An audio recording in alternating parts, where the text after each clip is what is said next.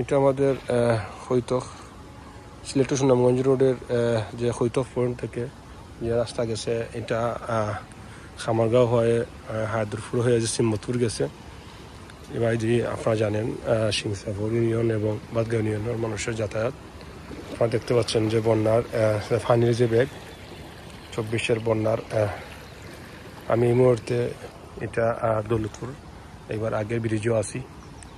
আপনারা দেখাইলাম যে ফানির যে ব্যাগ কি যে একটা অবস্থা, ডর করে ফানির বাস্তব দেখলে। আমি এই মুহূর্তে দৌলতপুর যাইবার আগে ব্রিজও আছি, সামনে দৌলতপুর হৈতক করে যে দৌলতপুর। আপনারা দেখতে পারেন পানির যে ব্যাগ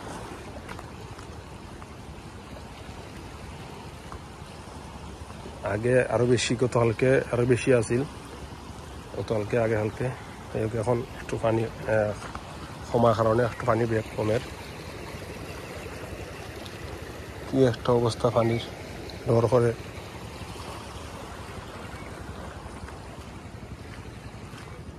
ব্রিজের সাইড আর কি ভাঙ্গিয়া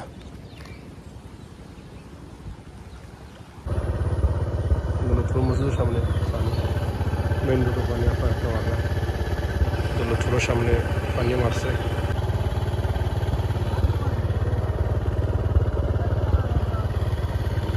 বন্যার পানি যে উঠছে রাস্তার একটা বাধা। দুই সাইডে পুকুরও মাছ ফেলাই, দৌলতপুর ফার্মও আছে। আমি এই মুহূর্তে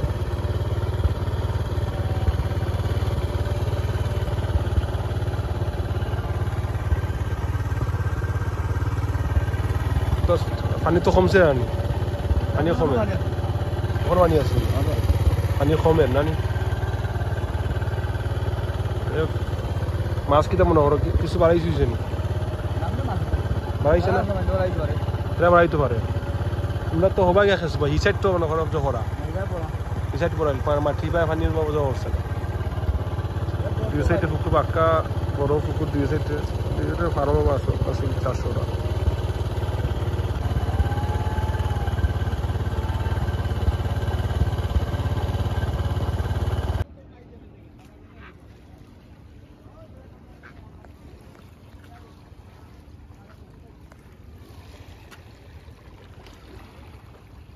এই মুহূর্তে আছে আমি ডেঙ্গাহারা ব্রিজ। আপনার দেখতে পারা এটা মূলত ডেঙ্গাহারা ব্রিজ।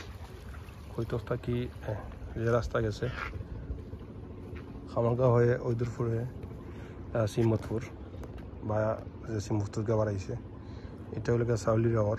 আপনার দেখতে পারা পানির তৈ করে। যাই হোক আলহামদুলিল্লাহ অবশেষে আমি এখন ডেঙ্গাহারা আছি। আমি আপনারা দেখাইলাম আলহামদুলিল্লাহ পানি এখন কমের যে স্রোত পানির আপনারা দেখতে পারা, পানির যে গর্জন।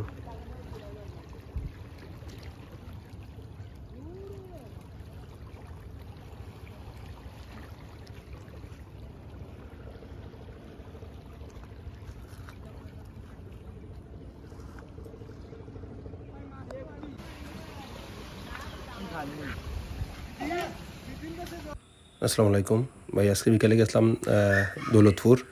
এটা হৈতক হয়ে যাওয়া লাগে। তো একবারই দেখলাম উনি শীতকাল বাইরা, তো শীতকালও বড় একটা শীতল মাছ আইছে।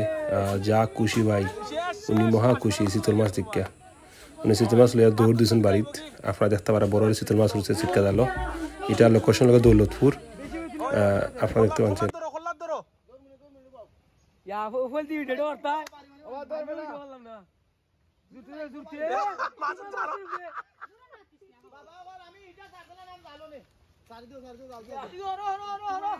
বান্দা শীতল আইছে বা সার্থক।